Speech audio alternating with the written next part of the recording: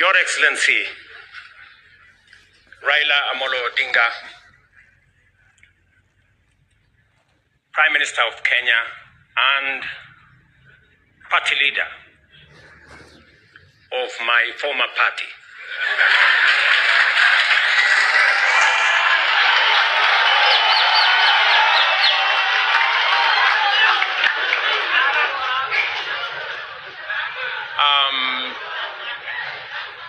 Your Excellency, the Deputy President of the Republic of Kenya, Excellencies, leaders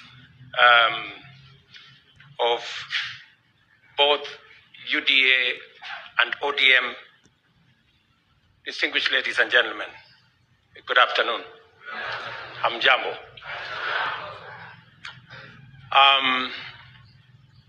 I want to associate myself with the comments that have already been made by my elder brother, Raila Odinga, on the journey that we have come as our two political formations. When His Excellency Raila Odinga decided to run for the position of Africa Union Commission Chair, it was obvious to me that, number one, as a citizen of this country, I owed him support. And it was also clear to me that knowing him as a Pan-Africanist, as a leader with experience, and that he had immense understanding of issues Africa, he qualified for not just my support, but that of the government of Kenya. And that is why we went out of our way to support his candidature. As he has said, there were many propositions about his candidature.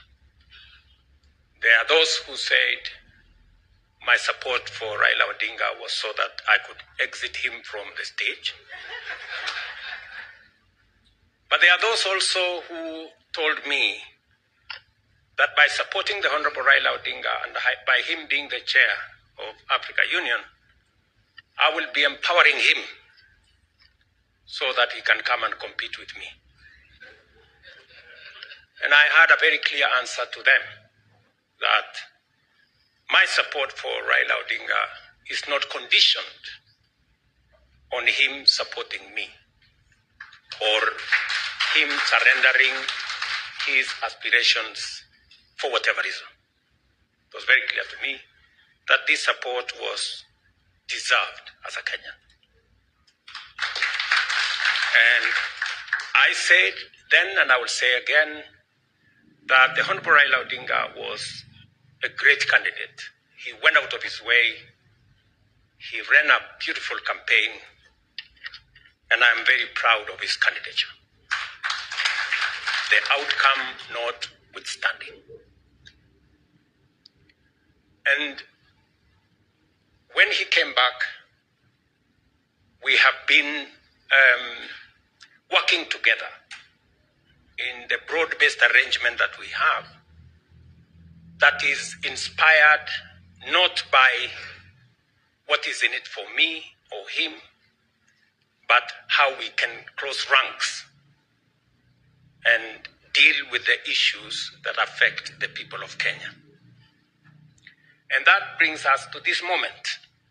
And I must congratulate the Honorable Raila Odinga and the ODM party for their boldness and courage to take the position for Kenya and for the people of Kenya. That to me is a very bold decision. It's a very courageous decision.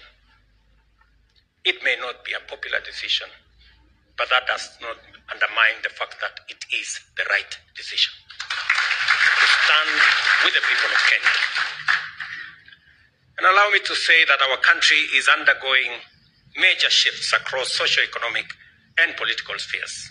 Many of these transformations are occurring within the broader context of globalization and unprecedented technological, geopolitical, climatic, and demographic changes, creating an atmosphere of immense pressure, formidable challenges, and even an existential crisis.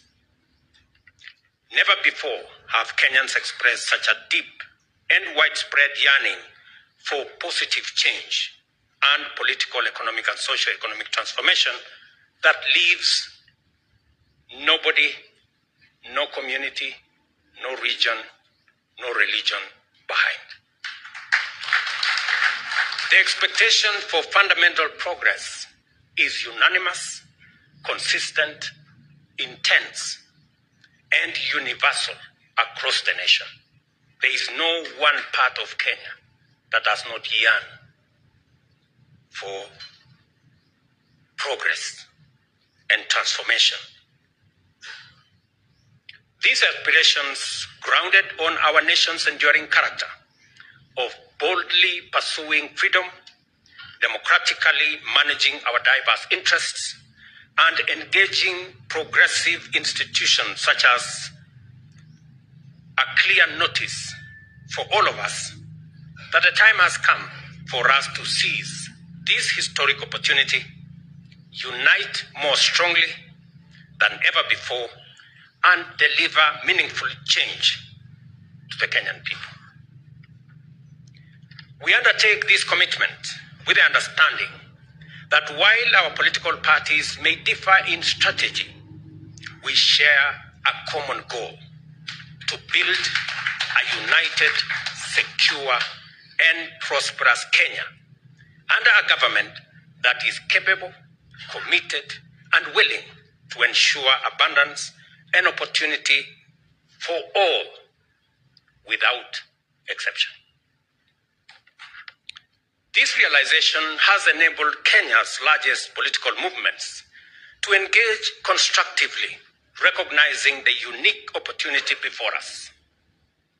As leaders and as a generation of citizens, we must embark on a bold and radical path of national transformation, confronting and resolving the fundamental issues that have shaped every national crisis since independence. And we have had an able listing of what this is.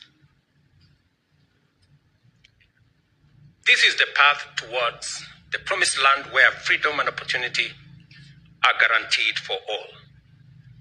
We recognize that this moment is unlike any other.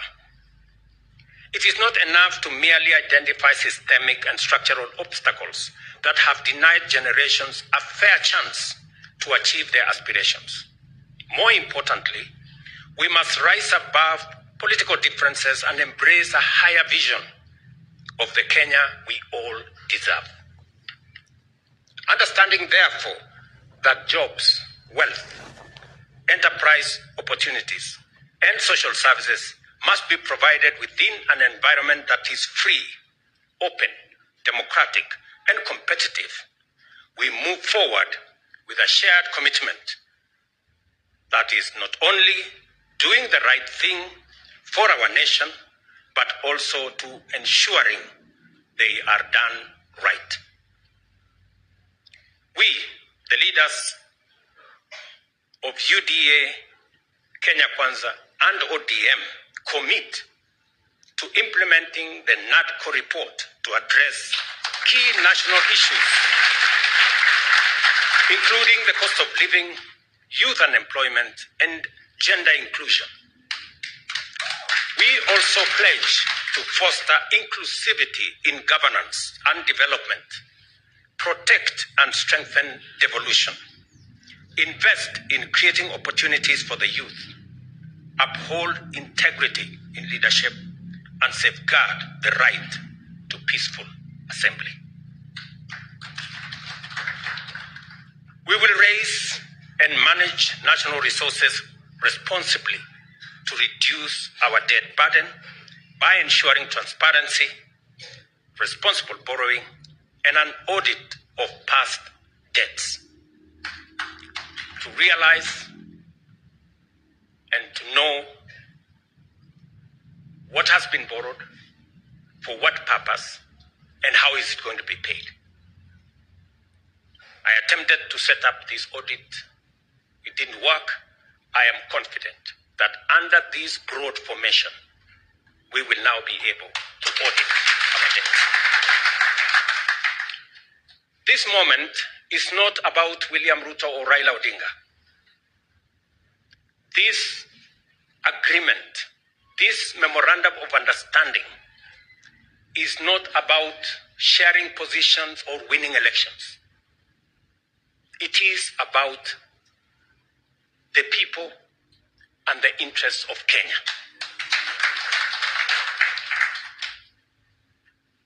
That is what is significant. To me, the interests of this great nation. We have talked about Kenya of potential for far too long. It is now time that we close ranks as leaders, because this nation can succeed. We have what it takes to be a great nation. But we haven't made the steps and the decisions that would make this nation great, because we have always been making politically correct decisions. We need to make decisions that are correct as far as the interests of the people of Kenya are concerned. I must congratulate His Excellency, the Right Honorable Prime Minister Raila Odinga, and the courage he has to make difficult decisions. Not many leaders can make the kind of decisions the Right Honorable Raila Odinga can make. Very few people can put the interests of the nation and the interests of the people above or ahead of their own personal interests. I say that without fear of any contradiction, because I know the kind of difficulty my elder brother has got to go through in getting us to this position. And my brother Raila Odinga, history is going to charge you fairly for what you have done for this nation.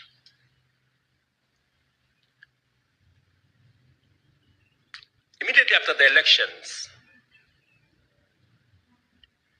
several months after the elections, I called my brother and I told him, you have been my party leader. You have been my senior. Today, by God's grace, I'm president. I want you to be treated well.